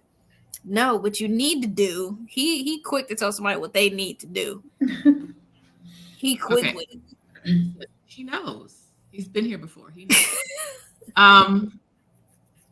If you had another child, all in your business, deep in your business. If you had another child, would either one of you want to carry that child? Oh, I'm not having any more babies. It would be me. So Mia, you would carry. My question is, have you looked at the birth process as part of like your future geographic plan? Absolutely. 100%. That's what we're planning now. That's what we're trying to figure out the logistics now, right? Because people think don't think about that. It's a lot, right? Yeah. It's a lot. Doctor's appointment, and then all of it is out of pocket. Health insurance doesn't cover fertility, or you have to try naturally for a year, and then they'll cover it. But health insurance doesn't cover it, so that's something that we also plan for too in our finances. That's really important. I'm a huge planner when it comes to our finances. We plan for everything. Before I even met me, I was planning like, okay, if I'm gonna have a kid, insurance is not gonna cover it because I work in HR, right? Insurance is not gonna cover this. I need to make sure our ducks are in a row to be able to afford this. Do you still have U.S. health coverage? Yes. Would you go back to the U.S. to have a baby? No. Maybe making them faces and not saying anything. Well, I'll let you answer. Go ahead. I mean, I have a lot of friends with a lot of babies, I think. And then I've met women internationally who had babies, and their experiences as a brown woman were totally different. It was beautiful. They were cared for. They were loved. And they felt safe. Not good. And they felt like they were educated the whole process, not just, I'm going to come in here and check you whatever for 3 minutes and then we don't see you for the rest of the day. But I mean, I for think me, what plays a part of that is the experience when I had Caleb was not good. It was Yeah. bad. And I worked for the hospital that I had him in. And it was forced to give birth there. And I would not go back. It was a bad experience. yeah, I think it didn't change until like it was, oh yeah, she works here. They found out I worked there. But it shouldn't be that way. It should have just been, wonderful and butterflies. But it should have been, but it hardly ever is a Black woman, right? So have you identified potential places? Because you guys would be doing in vitro fertilization? Not to get too much in your business again. Is that the plan? So starting with IUI because it's less expensive, and then I don't know what that is. After just regular insemination. Okay. Okay. I forgot about that step. Come on. After 3 unsuccessful tries, then I think we would talk more about IVF. We have 5 chances, I think, with the donor that we use for Caleb. So that's the plan going into it, is to hopefully be successful in one of those 5 tries. I was successful the first time, so I got lucky. So we're going to see how it plays out. But we were talking about doing the insemination in Mexico, having a baby born in Mexico, because they'll be considered a Mexican citizen and they'll be able to have a passport, and then we'll be able to get permanent residency. So that was the plan. But I want to go to Asia so bad. I don't know if we're going to stay in Mexico. Okay. I'm being real nosy again, because you're explaining some things to me I don't know. But you would do the insemination in the country you plan on having birth in? Is that the idea? No. So depending on where we're going to be at, in Mexico, the sperm bank that we use, they have a partnership in Mexico, so they can ship it to Mexico. That's what I wanted to know. Go somewhere, if we decide to go somewhere else, we'll have to do it in the States. So we'll probably fly back to Ohio, go through the process, then leave to go wherever and give birth, wherever. I've been looking at more recently Thailand, because they have packages, right, that you can buy. Chile, they have packages that you can buy. There are a lot of places where birth tourism is a thing, right? So we were really trying to find places where they'll be born and be a citizen and get that second passport, and then we'll be able to get permanent residency somewhere. That's not anywhere in Asia, but Mexico is an option. Chile is an option. I think Argentina may have an option or something. So my nosy question, you did an excellent job answering the question I had and questions I didn't know I had. My question was about, if you have already identified the donor and you already have the material, how do you get it to the place you're going to be? But having a partnership, that you answered that question. You did that.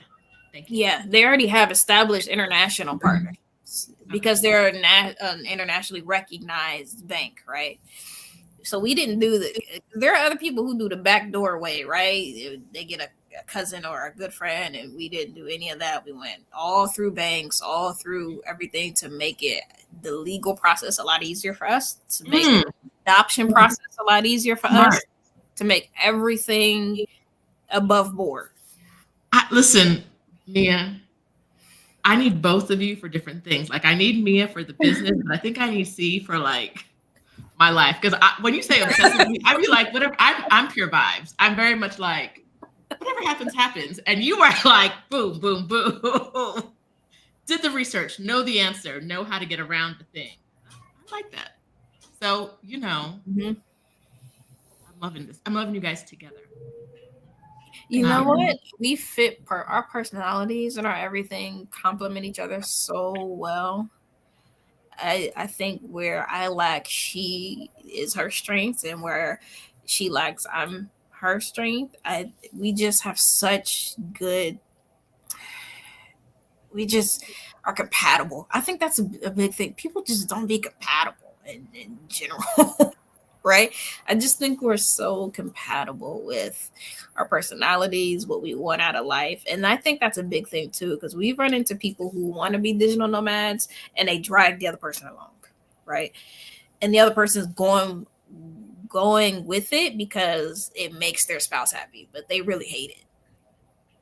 And this is something that we sat down and we talked about and we said, this is what we want to do together. How do we make this happen? And we revisit the conversation whenever we feel like it's needed, to make sure that we're still on the same accord. Yeah. And we're also okay with, well, this is your strength, you take care of this, and this is your strength, you take care of this, and being okay with that. So, but we had to get there because I'm a control freak in terms of like, I want to make sure everything is in order. And I had to start like letting go, right? So when we first used to travel, I used to plan everything. Like I would get the flights and the hotel and the rental car, and we're going to do this and we're going to do that. And as time started going on, I was like, I actually don't like doing it.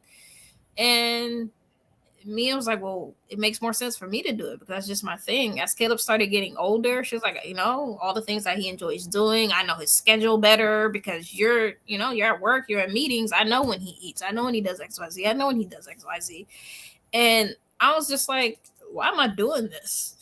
I hate it and I keep doing it. It doesn't make any sense. It's better for her to do it. So that's what we started doing. I need to be better. Started doing was, okay, even this trip to Europe, right? It was a lot of logistics. It's 15 cities. It was 12 countries. It was a bunch of flights. Okay, here's all of our flights. Here's our hotels. Here's our budget. Let me know what we doing on what days. And that was it. Here's the app that we going to use to make sure we all on the same page, track our costs, track what we doing, put it in the app, and I will be there when the app say we got to be there. If y'all ever want a third who doesn't add any value, because this sounds perfect. It's going to throw off things off a little bit. I'm real lazy. I would tell you in advance, but hey girls. We had a nanny for a little bit because we met a nanny in Colombia, and we flew her to where we were at in Brazil because I wanted to give Mia time, right? Just her time back. And we thought it'd be great because Caleb 101 speaks Spanish because Spanish is her first language, but she also spoke English. And I think that was important. And what it did give us was the opportunity to do stuff together without Caleb, which we almost never get. So we were able to really take advantage of going to Dubai and going to, do the ATVs without him and having to worry about it. And we were just able to enjoy each other without having to be parents. And that was nice. And I know she's super cheap. We both cheap, but she really cheap. And she was super against it. I was like, you know what? It's worth it because we get that time. You get your time back. We can do things together. So like, okay, we'll see y'all later on or meet us at XYZ, and we go off and do our own thing. And it felt awesome. I'm still cheap. I was like, whew, you think we can figure something else out? But we had a great time. Mia, do you think it was worth it now looking back? You don't say no. I wouldn't say no. I wish it was less time that we had the nanny, but we had some really great time together. We needed it though. It's technically just been us since we've been together. So yeah. So maybe a nanny every once in a while? Yeah. No, we're gonna get to the point where we make enough money till we have a full-time nanny.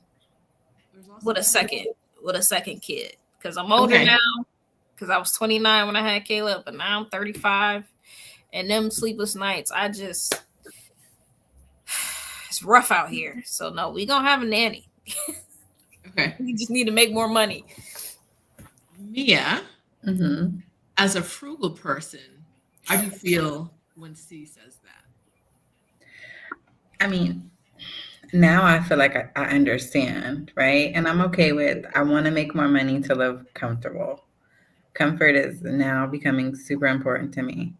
Um, so I'm okay with that.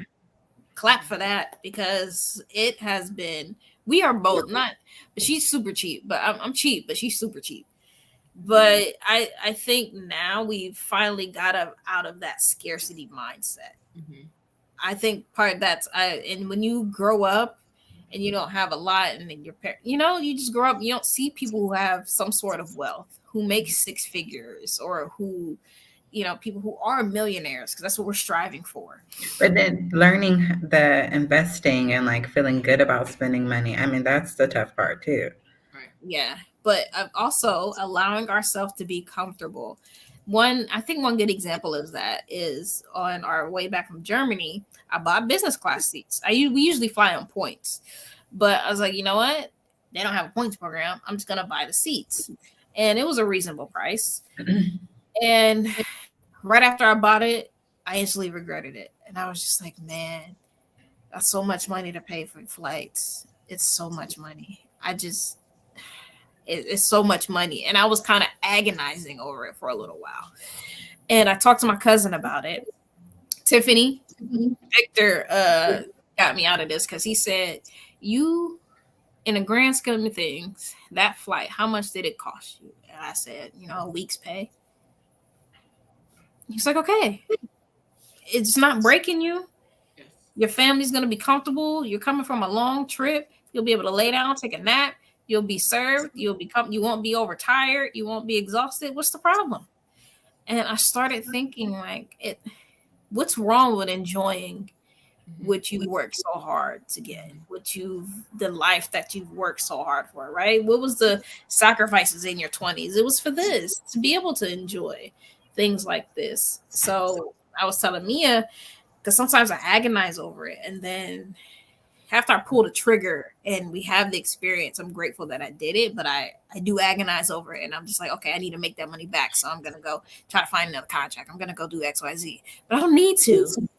So changing that scarcity mindset has been a struggle. We're still getting there because we're getting older and my back be hurting because I just can't in the seats, and I'm short. So how tall people do it, I don't know. What were you saying, Mia? For the parents out there, I just wanted to give you a warning. If you create that lifestyle, you got to make sure you keep up with it. My son, You're not going back to coach? Oh my God. Let me tell you, we be getting on flights and Caleb, stop right here. No. Go back to the cheap seats. No, keep going. And he be getting mad. I want the ones that turn into a bed. Okay, so do I. Keep going. Keep going. He's a professional now. He hits the button. He orders his ice cream. He puts his seat back. He said, "Can you turn this into a bed?" He a whole professional. He know. I love it. I love that for him. On the point of like the scarcity mindset and getting past that, I got a story for y'all. I was booking flights and like got a trip coming up June to August, like next week to August, week after, and I have a couple more flights I had to buy. So I bought one of them yesterday. The difference between regular coach, not even like that economy plus, whatever, but regular coach seat and first class was $50. Wait. At least 20 minutes of going back and forth. Now, pause. It was a domestic flight in the US.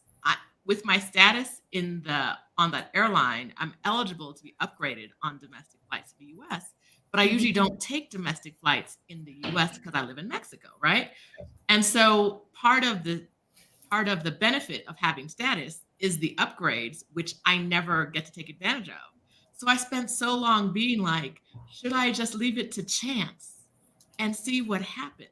Now I was never going to get I was going to get the Comfort Plus because I need to be I like my, even in like school, I would like try to stake out this.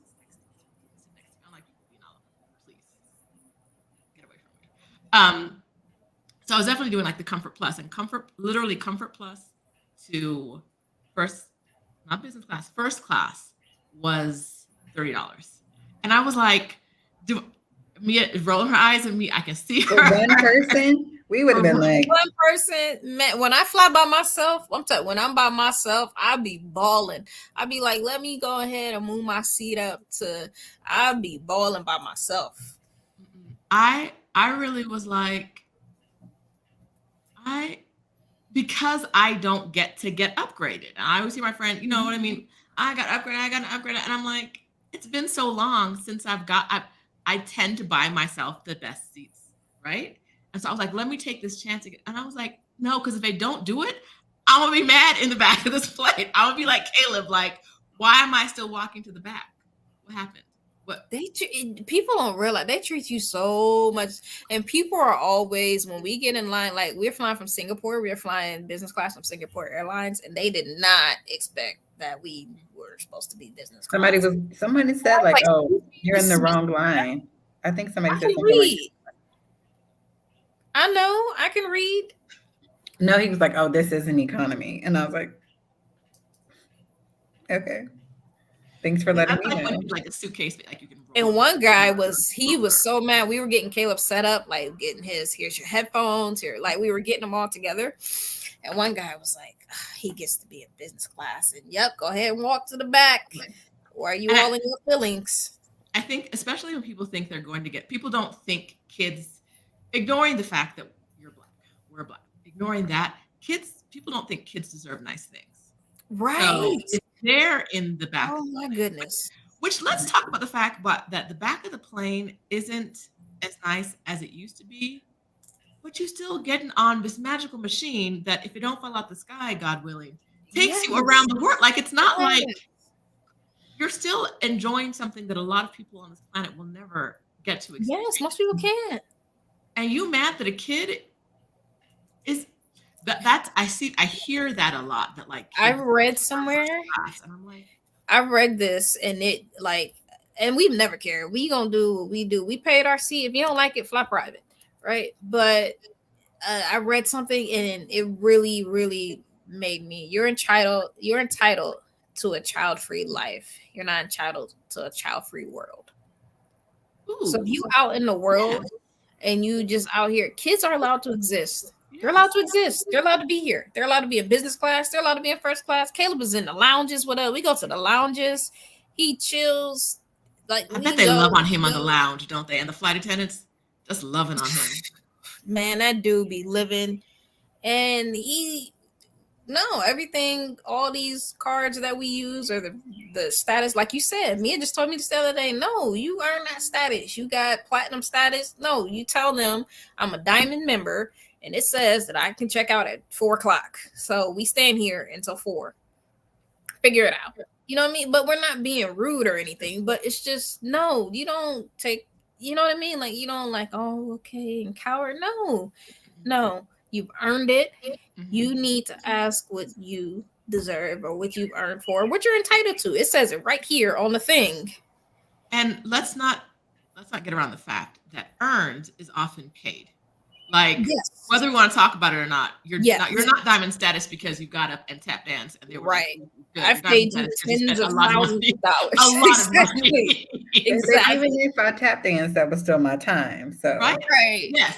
Good point, Mia. But like, we have the status because we've paid our way. We've paid a lot of money. Loyal enough, right? Exactly. And so if you can't get an upgrade that you thought you deserved, sir, because my son has a ticket, oh well. That's personal. But yeah, but I love hearing about little black kids being like in luxury, right? Oh my goodness, he loves it. He loves foreign concept when I was a child. He likes the nice things. He makes it very clear. Yeah, he better not cut back on these nice things when he gets his gifted brother or sister. Come on. Oh, absolutely not. You know what? You went mute for a second, see? As much. Yes. Someone said it teaches Caleb how to move through life, and he deserves just as much as anyone else. Absolutely. Absolutely. And the things that you deny yourself, because we talked about it, like, man, the one thing I wish we would have done was travel more by ourselves before having Caleb, to just be like, okay, we're worthy, we deserve this, right? Instead of, I mean, it would have been a little bit better to feel that way before having a kid than feeling, I mean, you had that feeling, but for me, before having to get there, right? Working through therapy and getting through to get to the point where I feel like I'm worthy, right? But that's his life experience. It's not something that he is not working through. Yeah, it's not something that he has to work through or has to like, okay, well, I can allow myself to. No, I blood XYZ and I have worked for this, and it's okay for me to have nice things, and me having nice things is okay, and I don't have to feel bad, right? Because that's another thing. People will make you feel bad.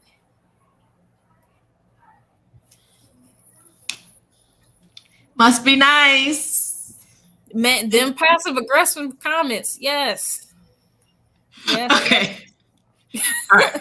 I want to make sure I've covered everything we think we need to cover. So if you have a question that we haven't addressed in the comments, it's your time. Drop it in the chat so I can see it now.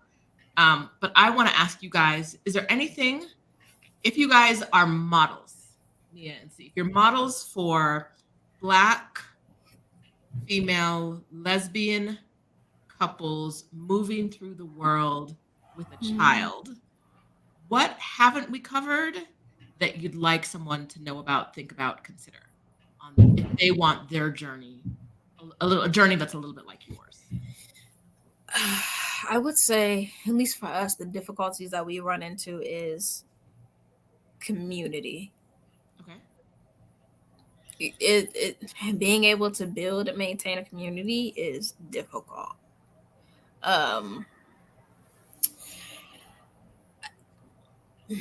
Yeah, that's what we've run into, is building a community, because right, as travelers, you meet people and you can have a great connection, right? And then they leave. And you try to stay connected. And some people some people she has. I'm not gonna lie, I'm very bad at keeping in touch with people, but she keeps in touch with people, and I think that's something that we've just struggle with so much, is being able to have a reliable community where it's not just, because there's been instances where we've watched a traveler's kid, or they've dropped their kid off. They've never asked if, can I keep Caleb for you for an hour or two? You know what I mean? Or Yeah. we've been like, oh, well, you can drop the baby off and, we'll keep them and have somebody play with and blah, blah. And they take us up on that opportunity, but never offered to have the same thing reciprocated. I think that's our biggest thing. It's just the lack of being able to build a true community where things are reciprocal. It's not just a constant take, because we're just such giving people.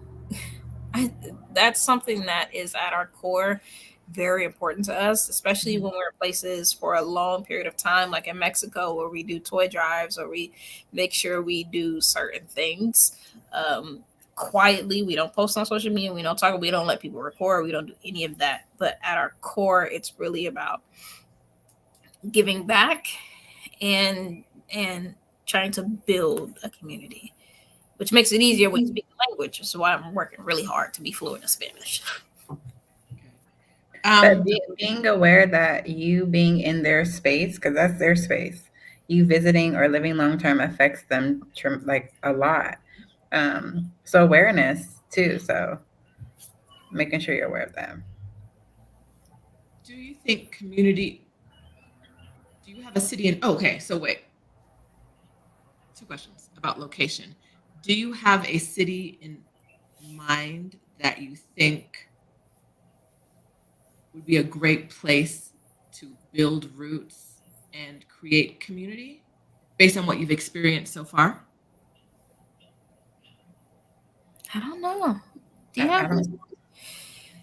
There's no like Black lesbian Mecca that you guys have. Oh my God, no. You're gatekeeping. No. Okay. No.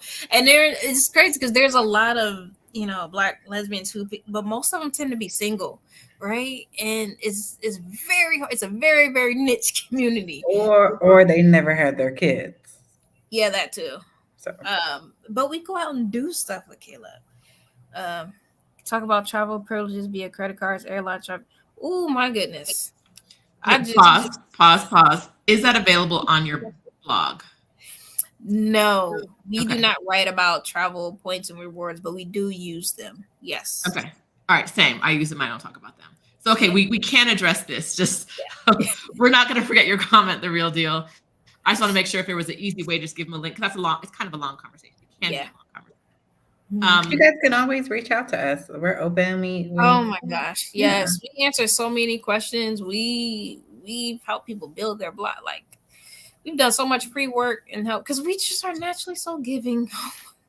Just can't help ourselves. But side note, I was told today that I need to start my own stuff. So I don't know about free right now. You ain't have to do that side note, because what I was going to say was, how would you like people to reach out to you for paid services? They can email you at your Itzafamilything email. Yeah. Mea, it's a family thing. Okay, let me see. Or you can contact us on Instagram and then we can go from there. Okay. Let me drop your Instagram link. Yeah. We do check all of our messages. We respond. Yeah, we respond. Okay, wait, I do not have the right Insta for you guys. Oh, no, because it has the number in it, right? No, or is that the YouTube? No, that's the YouTube. I just put our...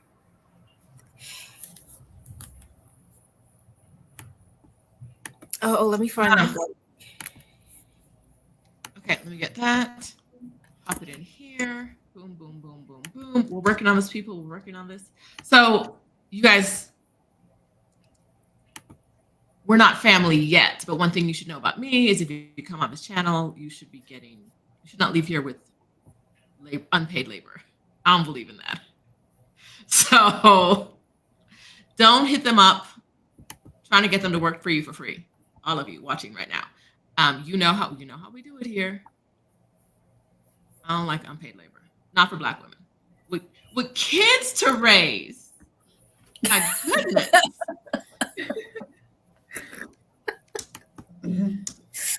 All right, I put that link In the chat? Yes. Okay, so here's their Instagram. You know, I will say one thing. The best piece of advice I got from someone, one of the best pieces of advice, is to start getting paid for what you know and not for what you do. And once I started doing that, going into consulting, that changed my whole world and changed my whole mindset. So you want to know what I know, you need to pay me. And if you know more than the average person, that's fine. You don't have to be an absolute guru. We all know that. They'll pay you to know what you don't know. Mm-hmm. So be willing to pick up a skill. I say yes to everything. Right now, I'm building an AI chatbot. I don't know nothing about AI chatbots, but I learned it and I'm doing it. So now I know how to do it. And if somebody else want me to do it for them, now you can pay me. So start getting paid for what you know and not for what you do. And Mea, when I come to you, I don't want to hear, I'm telling you now, save a spot on the roster for the work I need done. Don't be out here being like, the price has gone up. Or, I mean, the price has gone up, but you just can't tell me those words. You just got to give me the price, right? And don't tell me I'm too busy because I have all these other clients. Because they in the comments talk about they want to. You need to save some space for me because I need you. Need help. Mm-hmm. All right. Okay, so C talked to us about building community. Mea, what's one thing you would want other women who would experience a world like you do to think about before they embark on a journey like yours? Thinking outside of the box. Okay, what does that mean to you? Or how have you experienced it on this adventure? I mean, even something simple like when you travel, not eating U.S. food, thinking about different recipes or what's fun. I mean, you're in a different culture, just trying new things, basically, for me. I mean, you know that I'm cheap. She made it very clear. So I'm always trying to find fun and things to do and things for my family that is fitting to where we're at. Okay. All right. Mhm. How do you find those things? How do you find the fun things for your son to do, for your family to do when you're traveling around the world? Ooh. So I love looking at other people's blogs and what they've done, but I also literally just, it sounds weird. I Google Map where we're going to stay, and I just literally just go in and zoom in all over the neighborhood and find things. That's how I find all like the cute little coffee shops or the cute little indoor playgrounds, stuff that people don't normally talk about that could help you stay on budget. And I tell people this all the time, like you can go to Disney for 2 days, but them other 5 days, you need to go find a cheap swimming pool. You need to make an ice cream date. You need to have a movie night and just literally think outside of the box and not feel like you have to keep up with everyone else and what everybody else is doing. Stay within your budget and find fun there. The Google Map suggestion is really helpful. I've never heard anyone say that before, but it's another brilliant thing. So thank you for that. You guys are And just she dropping does the a gems. lot of research on places that she's like she didn't join Facebook groups. Oh She yeah. asked mom, she was like, yeah, I joined a mom group. I was like, what? We gonna be there for 2 days. Yeah, but I wanted to know if they had any science museum. Like what? I couldn't find any. Like, you joined a mom group for Zurich? Like, what are you doing? They never kick me out. I'm like, oh, I'm still a part of this group from like Guatemala. Like we went there like how long ago? She be a part of all these groups and WhatsApp groups and mom groups and Yeah. Listen, meanwhile, I'm like, oh, I haven't booked anything. I haven't researched anything. I'll figure it out when I go there and I get there and everything's booked solid. Like, no, you're not going to the Anne Frank house because they've been booked for like 3 weeks. Like, oh, I did do that. They booked 6 weeks in advance. If you want to go to the Anne Frank house, that's one thing I did not do. 6 weeks in advance, you need to be looking at the date that you want. They are not letting you in. the Van Gogh Museum. Nothing So at the I went to Amsterdam and they were like, you can stay in your hotel room or take a nice walk outside. No exceptions. None. No exceptions. None. Okay. Questions. Oh, we're gonna go back to the real deals question, which is about travel exposures via credit cards, airlines, travel clubs, etc. I'm gonna say what I do, and then I will have them say what they do. What I do is I am very loyal to one airline brand and one hotel brand, and I also have their branded credit cards. So, like yesterday, I didn't realize that I usually book a business class seat so that I can have all the luggage I need. Y'all know I'm coming back with like 140 pounds or something. Like I don't want to get to the airport and be negotiating. The last time I did that, I was in Turkey flying Turkish Airlines where I don't have status. And my 2 bags that were maybe 60 pounds between the 2 bags was like $150 extra on top of what I already paid for like 1 bag. Why is it so much? And it was like 40 going in one way and 150 going the other way. Because they can. Because they can. So I'm loyal for that. But I realized, I think because I have their credit card, I don't know if it's because that's the thing. With a lot of these airlines, you don't know if it's because, I don't know. I'm not reading. C probably knows. I'm not reading all the fine print. I don't know why. I don't know if it's because I have status or because I have their credit card, that even if I buy a regular coach seat, I'm getting the same baggage allowance. I'm getting the two. Usually I get 2 70-pound bags and 1 50-pound bag, which sometimes I have used all of that, usually like moving. I've used all of that. So that's what I do. And I'm titanium with Marriott now because I don't stay nowhere else if I can help it. Right? And because I'm getting tired of Airbnb, so I'm staying back in hotels more. So that's what I do. I'm loyal to 2 companies, Delta, Marriott, and I use your credit cards. If there's a affiliate of, like, I don't even, honestly, if it's in the US, unless the Delta price is crazy, I'm not even comparing prices. Just put me on a Delta flight. I know I'm gonna have status. I know I'm gonna be in the lounge. I know it's gonna be a great experience. And if I get stuck because I have status with them, I can call a number and jump the line ahead of all the other people. If I was flying American, I would be, because I don't have status, I would be trying to make the changes in that 200 person line, which no, thank you. How do you guys handle travel privileges, credit cards, etc.? That's your thing. So we are not loyal to a particular airline because we travel internationally so much. We look for it's not usually the cheapest ticket, depending on where we're going, depending on how long we're gonna be there, because 3 people, blah blah blah. There's a lot. What we do is hotel. We are very loyal to IHG because they have a lot more properties everywhere. And because they allow us to have their credit card allow us to check in early. We've checked in at 9 o'clock in the morning, 8 o'clock in the morning, someplace check out late. We've checked out at 4 o'clock. We've checked out. We've stayed in a hotel, legit. Like, okay, we don't have any more rooms. We've checked out and stayed at the hotel, chilling until 8 p.m. Like somewhere when I was in earlier this year, 10 o'clock, 10 p.m. They were like, whatever, girl. Yeah, sure. I was like, when's your flight? I said midnight, and they were like, okay, stay till 10. Yeah. So we use IHG. We're very loyal to IHG, and it's great for families because that late checkout with kids is clutch, especially if they need a nap. Early check-in, they have been amazing. So we really like IHG. And then what we like about it is you have the gambit, right? So sometimes we will do a budget, so we at the Holiday Inn.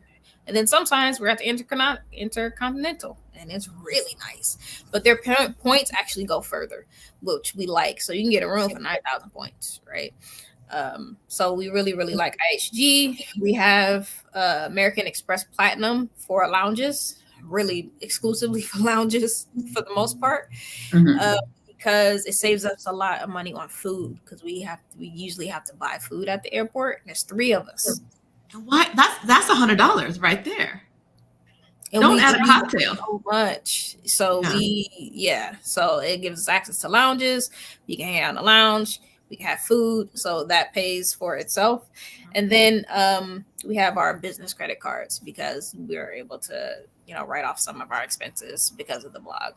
So that's what we use. And that's what we are really loyal to. But ISG is clutch. That Holiday Inn, don't be sleeping on it. They are everywhere. Huh. I hadn't thought about that. They are everywhere. Because I use the Amex Platinum as well for the same reason. That lounge access, being able to walk in and being like, as a solo traveler, in some of these airports, I'm not going to be able to get my luggage. When I say my luggage, into the bathroom stall out in like the regular. Oh my gosh, I'm not waiting in that line to go pee. In that I can just leave my bag here, and anyone who steals it is someone who already it's a much smaller. If anyone takes my stuff, no one's ever taken my stuff. It's a much smaller group of people, and I'm sure there are cameras. It'll be easier to identify who did it than like out in like the regular part of the airport. Knowing the bathroom is always clean, usually large. The line is significantly smaller. The food don't even have to be good. I say this a bit. I'm the kind of empath that really absorbs other people's energy. So if people around me are stressed, I'm about to be stressed. I'm with someone who's in a bad mood. You got like 5 minutes to get away from me before I'm in a bad mood too, right? And it's something I want to work on, but I've never really, right? So like in college and law school, if I was taking a test, I could never like wait at the classroom before going in, because now all of y'all, I was fine, and now I'm anxious because all y'all are anxious. I can't wait at my gate at an airport. I'm 2 or 3 gates away, hopefully where I can see if there's movement, but I'm not around all of that, like everybody getting anxious energy. And that was before lounges. Now that I have regular lounge access, either because I'm flying business class, because I have the Delta credit card, or because I have the American Express credit card, one of those reasons, one of those is gonna get me in a lounge. Right? Because of that, everybody's flying at a different time, right? Everyone's going to, and so that for me is a much better waiting spot. I'm not like, And the vibe is different. Yeah. Everybody's chilling. You having a drink. You're having your coffee. You're like, it's just so different. Yeah. So C is giving us her IHG. Is this the IHG? Is this the credit card? Yeah.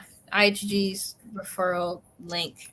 I love IHG because you have just the gambit of, right? If you are more luxury, they have the luxury hotels that you stay in every once in a while with the nice robes.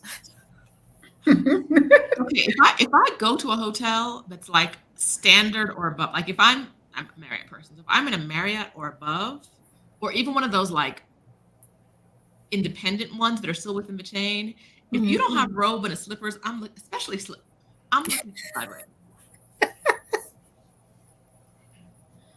Because I want to take a shower and slip into my robe and these slip. Now I travel with my own slippers all the time, but that's not the point. Why don't you? Why? And sometimes, like I was at one hotel, and I got moved.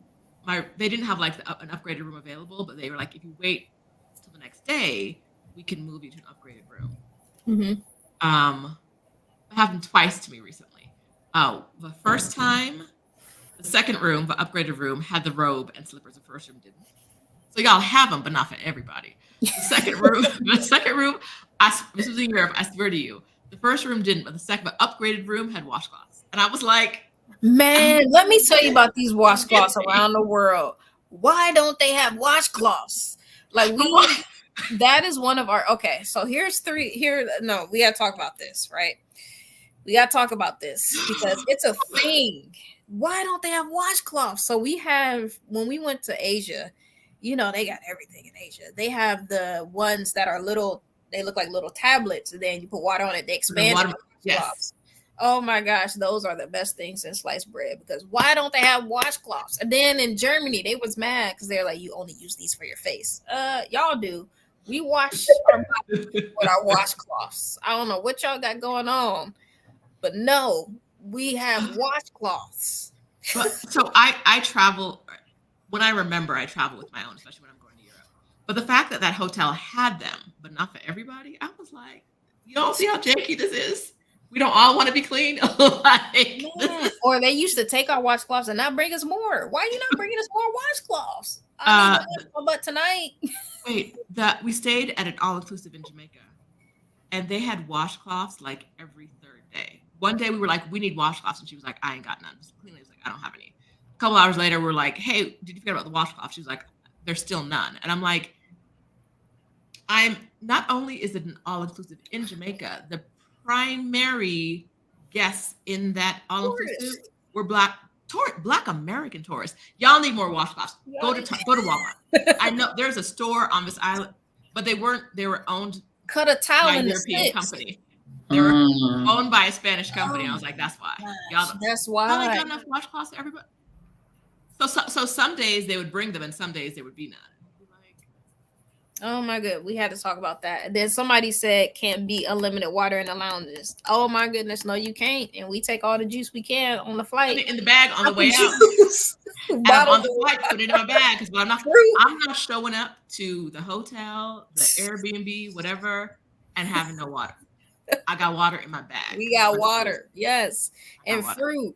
You need to be taking advantage of that fruit. Oh my god, a banana and an apple will keep you full when you hangry. Don't get arrested coming through somebody's customs because you're not supposed to have food. Eat it before you got to do. land. What you got to do.